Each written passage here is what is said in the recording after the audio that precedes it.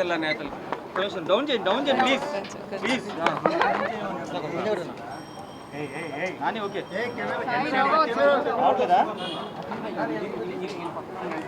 ఓకేనా? Okay madam.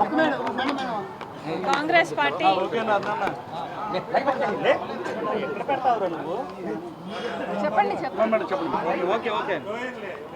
ఈ ఎన్నికలకు సంబంధించి ఎమ్మెల్యే ఎంపీ స్థానాలకు గాను కాంగ్రెస్ పార్టీకి వచ్చిన అప్లికేషన్లు దాదాపు 1500. ఈ 1500 అప్లికేషన్లు స్క్రూటినీలో ఉన్నాయి. ఇంకా ఎక్కడ ఏది ఫైనల్ కాలేదు. అన్ని సర్వేలు జరుగుతున్నాయి. కాంగ్రెస్ పార్టీ పద్ధతి ఏమిటంటే, కాంగ్రెస్ పార్టీ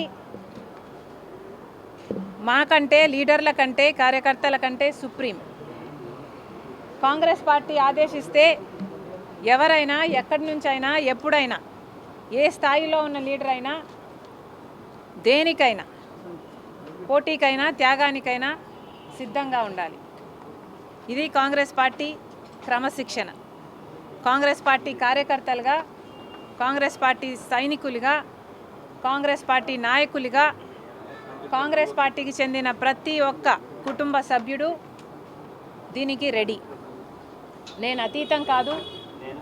నేనైనా, రఘువీరారెడ్డి గారు అంకులైనా, పల్లం రాజు గారైనా, ఇలా కాంగ్రెస్ పార్టీకి చెందిన పెద్దలు, చిన్నవాళ్ళు ప్రతి ఒక్కరూ కూడా పార్టీ ఆదేశిస్తే మేము నో అనే క్వశ్చన్ ఉండదు. అది కాంగ్రెస్ పార్టీ కార్యకర్తల సైనికుల క్రమశిక్షణ. Thank you.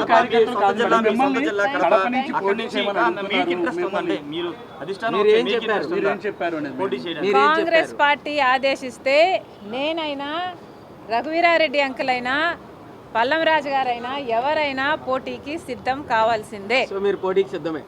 కాంగ్రెస్ పార్టీ ఆదేశిస్తే ఎవరైనా పోటీకి సిద్ధమే. మాలో కాంగ్రెస్ పార్టీ కుటుంబంలో ఉన్న ఎవరైనా సిద్ధమే. మేడం సజ్జల గారు కామెంట్ చేశారు మన రేవంత్ రెడ్డి చేసిన వ్యాఖ్యల మీద. రేవంత్ రెడ్డి కానీ షర్మిల కానీ పగటి కళ్ళకు అంటున్నారు, రాత్రి కళ్ళకు అంటున్నారు. అవి నిజమయ్యే కళ్ళ కాదని ఒక కామెంట్ చేశారు. ముఖ్యమంత్రి గురించి మీరు ముఖ్యమంత్రి సజ్జల గారు సమాధానం చెప్పాల్సింది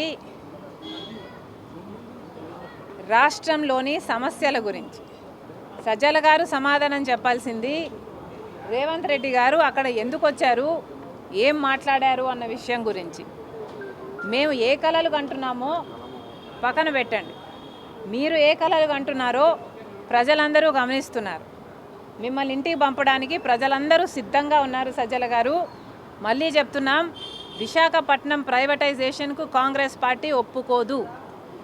కాంగ్రెస్ పార్టీ ఈరోజు విశాఖపట్నం కోసమైనా, ప్రత్యేక హోదా కోసమైనా, పోలవరం కోసమైనా, రాజధాని కోసమైనా, కడప స్టీల్ ఫ్యాక్టరీ కోసమైనా, ఇలా ఏపీ రీఆర్గనైజేషన్ యాక్ట్లో ఉన్న ఆంధ్ర రాష్ట్రానికి చెందిన హక్కులన్నిటి కోసం కొట్లాడుతున్న ఏకైక పార్టీ కాంగ్రెస్ పార్టీ.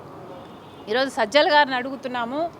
అవినాష్ రెడ్డి గారు జగన్మోహన్ రెడ్డి గారి సొంత కజిను. మరి అట్లాంటప్పుడు వైసీపీలో ఎంపీగా ఉండి కూడా అవినాష్ రెడ్డి గారు ఎందుకని కడప స్టీల్ ఫ్యాక్టరీ కోసం ఏ పోరాటము చేయలేదు? ఇంతవరకు కడప స్టీల్ ఫ్యాక్టరీ ఎందుకు రాలేదో ముందు సజ్జల గారు, అవినాష్ రెడ్డి గారు, జగన్మోహన్ రెడ్డి గారు సమాధానం చెప్పాలి. Thank you.